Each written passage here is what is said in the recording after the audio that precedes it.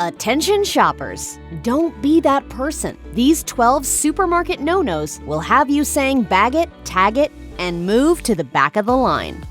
If there's one thing grocery store employees really get fired up about, it's finding random items strewn across the store left by customers who didn't want them.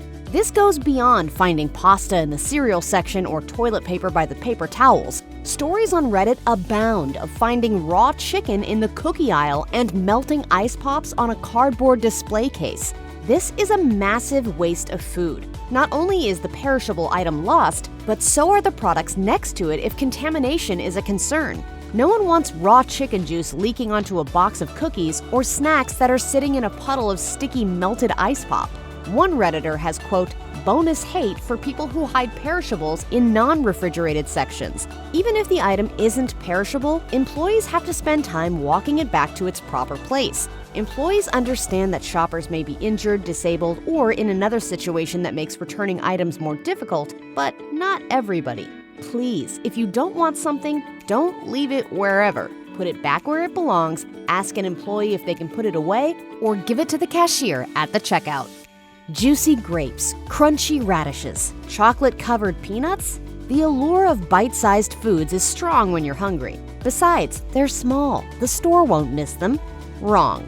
It's shoplifting. All those pilfered snacks add up, and the store loses money. Not to mention, employees have to clean up after you. One Redditor posted their pet peeve, writing, "Customers eat cherries and leave the stones in their baskets, as if it's my job to pick up this stone that's been in your mouth." Unfortunately, many people don't view this as a problem, as evidenced by a Reddit thread discussing favorite candies to steal from bulk bins. Excuse me, ma'am? Are you going to pay for that? I wasn't planning on it. I didn't think so. What's worse than the monetary loss, however, is the germ factor. After all, you're dipping your hand directly into a bulk bin or bag of food you aren't taking home. Given that a YouGov America survey showed that over 40% of people admit to not washing their hands either some or all of the time after using the bathroom, we have to wonder, who's been sticking their nasty hands in those bins? Grocery store employees have plenty of complaints regarding shopping carts. Whether it's customers leaving their carts in the checkout lane, asking cashiers to watch them while they get more items, or parking them in the middle of the aisle, it's all bad. You're in somebody's way. To those who shop, pay, then expect the cashier to watch their stuff while they go back for more? Stop it. What is it about grocery stores that make people behave crazy? One Redditor vented, "People will even leave entire shopping carts up near checkout to grab a hand basket to return shopping. If you're in line and realize you forgot something but you don't know exactly where that item is, come back for it later." And as for parking in the middle of an aisle, both Miss Manners and Marilee McKee of the Etiquette School agree. You need to pull your cart over to the right so that people can pass you. I have the right of way. Right. Sorry. Something about service industry work in general brings out the worst in customers. Many seem to translate customer service to mean servants. And does it ever show? Tales of customers insulting employees abound, and things can even turn violent. A shopper in Virginia punched a deaf employee because they didn't respond to a question. During the pandemic, the violence became widespread, with stories of customers shooting employees tasked with enforcing a mask mandate. Insider suggests that this attitude stems from the saying, "The customer is always right." You can't put eggs at the bottom. What is this, your first day? One unexpected source of rudeness is Instacart. One Redditor summed it up, writing, "Stop shoving your phone in my face while I'm stocking in produce and demanding I tell you where to find something in dairy. I don't work over there. I don't work for Instacart. They don't pay me to pick items. That's your job."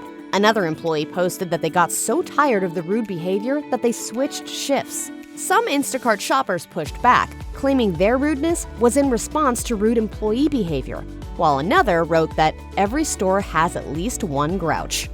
Litter used to be so commonplace that entire ad campaigns were created to convince people to throw garbage into trash cans instead of on the nearest lawn or road.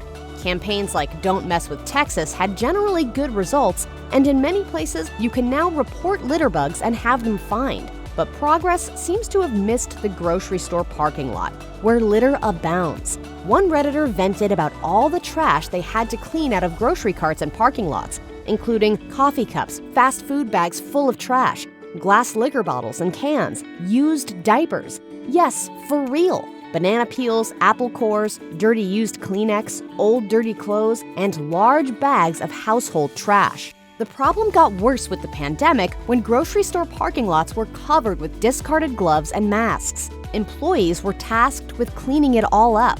While that may not seem like such a big deal now, at the start of the pandemic, people thought you could spread the coronavirus through touch, and those gloves and masks were seen as highly hazardous. Please, be kind to employees and throw your trash in the nearest receptacle.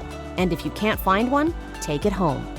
Grocery store employees really wish you'd stop having loud phone conversations in the checkout lane, or anywhere in the store for that matter.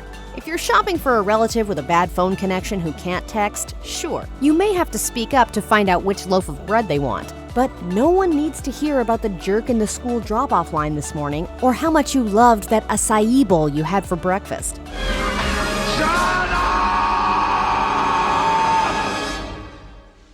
It's noise pollution. Stop it. You may think people can just tune you out or leave, but cashiers are captive audiences. It's a miracle that grocery store employees manage to stay on the job as long as they do. So instead of driving staff nuts with your loud, overly personal conversations, text. Or better yet, wait until you leave the store. There comes a time in every parent's life when they are finally able to ignore their children's cries of "I want it." It's a survival skill and hopefully teaches the kid that crying to get something is useless. I want one! I want a golden goose! Unfortunately, some parents let their kids run rampant in stores where they get underfoot. And oh, the infernal screaming. In a thread about employees asking a single mother to remove her unruly kids from a store, Redditors were very supportive of the employees, complimenting them for thinking of other customers. Many were understanding of single mothers, but agreed the staff had done the right thing. Think about that the next time your child acts up in a grocery store. Now might be a good time to start teaching them to respect others' property and space, not to mention their eardrums. Lots of people are super savvy with coupons and store deals and can slash their bills substantially. It's called super couponing. Hold on, I got a coupon for that. But it requires a lot of time at the register as the cashier scans each slip. Even if all the coupons scan perfectly, which is rare, it creates delays for other shoppers. And it annoys cashiers to no end. 2 Redditors mentioned how much they hate coupon queens, noting that they tend to be terrible, demanding customers. In 2015, a customer suggested to Kroger that they add a lane for people who needed to move more slowly. And a supermarket chain in Finland actually added a slower lane for senior citizens and disabled people. A slow lane would be perfect for customers writing checks or using umpteen coupons. But until stores add these lanes, save the super couponing for less crowded hours. Cart return corrals are usually spacious and easy to find in supermarket parking lots. It's annoying enough when someone leaves a cart in a parking space a distance away. But it's just plain weird when someone leaves it right outside the corral. If it's a busy shopping time and the corral is full, that's understandable. But if there's room and you made it over there in the first place, go the extra inch. When I do see that some lazy bones has left their cart out, I turn on the wanted justice and activate the mouth siren.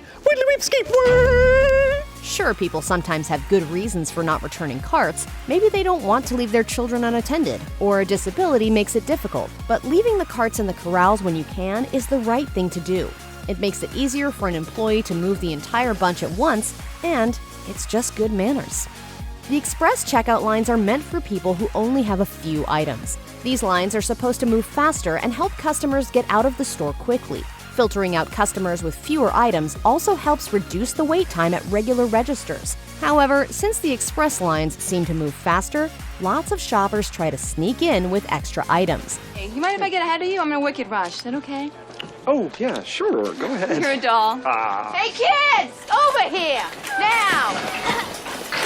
Cashiers really hate it when you try to go through the express lane with a ton of items. We're talking 30, 40, or more items in a lane where you're supposed to have 10. One Redditor complained that Instacart shoppers often try to go through the express checkout with 2 or 3 times what the lane limits allow.